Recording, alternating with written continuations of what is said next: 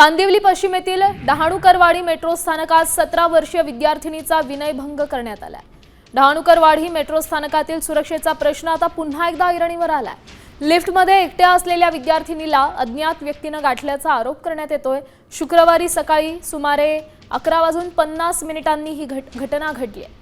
नेल art क्लाससाठी जात असताना विद्यार्थिनी मेट्रो स्थानकात प्रवेश करण्यापूर्वी ही घटना घडली आहे। प्लॅटफॉर्म क्रमांक 1 वर जाण्यासाठी लिफ्टचा वापर तिने केलाय आणि त्या दरम्यान हा सगळा प्रकार घडल्याचं कळतंय।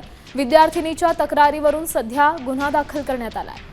बीएनएस आणि पॉक्सो कायद्याअंतर्गत कांदिवली पोलिसांकडून एफआयआर नोंद करण्यात आली आहे।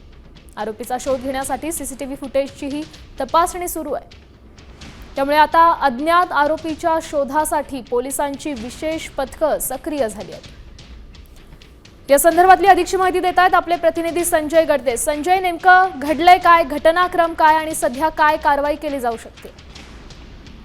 नक्कीच मुंबईची जी कांदिवली पश्चिमेकडील जी डहाणूकरवाडी मेट्रो स्थानक आहे, या मेट्रो स्थानकामध्ये एका 17 वर्षीय विद्यार्थिनीचा अज्ञात व्यक्तीकडून जो आहे तो विनयभंग करण्यात आला। जी विद्यार्थिनी आपल्या नेल आर्ट क्लासेससाठी जात असताना मेट्रो स्थानकाचा जो प्लॅटफॉर्म क्रमांक 1 आहे या मार्गाकडे जात असताना जी लिफ्ट आहे या लिफ्टमध्ये मुलगी एकटी असताना एक अज्ञात व्यक्ती त्या लिफ्टमध्ये घुसला आणि तिचा विनयभंग केला आणि त्या ठिकाणावर तो पसार झाला। मात्र हा संपूर्ण प्रकार घडल्यानंतर मुलगी पूर्णपणे घाबरून गेली होती। मात्र यानंतर तिने जे आहे ते जवळच असणाऱ्या कांदिवली पोलीस ठाण्यामध्ये या संदर्भात तक्रार दिली आहे। मात्र पोलिसांकडून सध्या या घटनेचा तपास सुरू करण्यात आला आहे। पोलिसांकडून बीएनएस आणि पॉक्सो कायद्याअंतर्गत गुन्हा दाखल करण्यात आला आहे।